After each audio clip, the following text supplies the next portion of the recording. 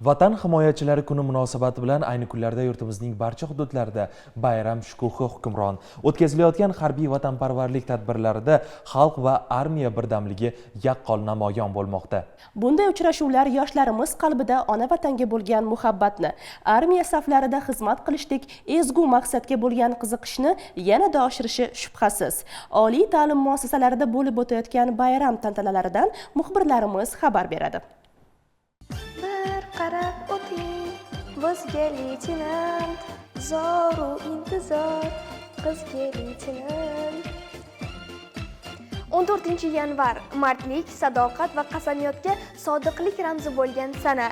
Bugungi tadbir bilan esa vatan posbonlariga hurmat va minnatdorlik yana bir marotaba namoyon etilmoqda. Keling, endilikda esa jarayonlarni sizlar bilan birgalikda kuzatamiz. Toshkent davlat tibbiyot universitetida Vatan himoyachilari kuniga bag'ishlangan tantanali tadbir bo'lib o'tdi. Marosim O'zbekiston Respublikasi davlat madhiyasi bilan boshlandi. Shundan so'ng universitet rektori yig'ilganlarni bayram bilan qutladi va tibbiyot hamda harbiy soha o'rtasidagi uzviy hamkorlikning ahamiyatiga alohida to'xtaldi. Bayram doirasida uzoq yillardan buyon muassasada faoliyat yuritayotgan harbiylar e'tirof etilib, taqdirlandi.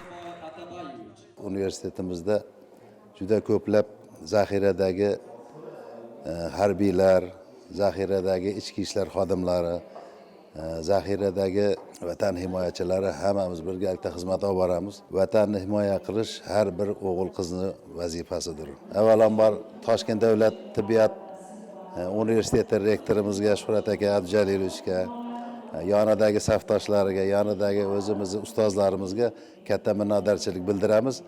Bayram hammamizga muborak bo'lsin. Toshkent davlat tibbiyot universitetida vatan himoyachilari kuni mardlar qo'riqlaydi vatani mavzusida bayram tadbiri o'tkazdik.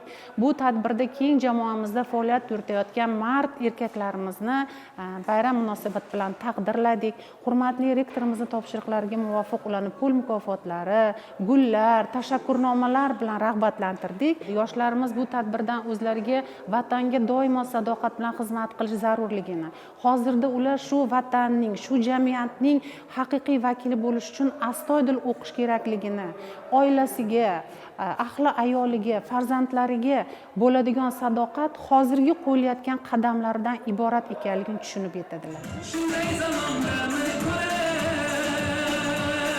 Tadbir bayramona konsert dasturiga ulanib ketdi. Vatanni madh etuvchi kuy-qo'shiqlar va raqslar ishtirokchilariga yuqori kayfiyat bag'ishladi. Vatan himoyachisi bo'lish bu unvon emas, bu mas'uliyat. U tinchlik uchun bedor bo'lish, xalq uchun xizmat qilish demakdir. Bugungi tadbir esa vatan himoyachilariga bo'lgan hurmatning amaldagi ifodasi bo'ldi desak yanglishmagan bo'lamiz.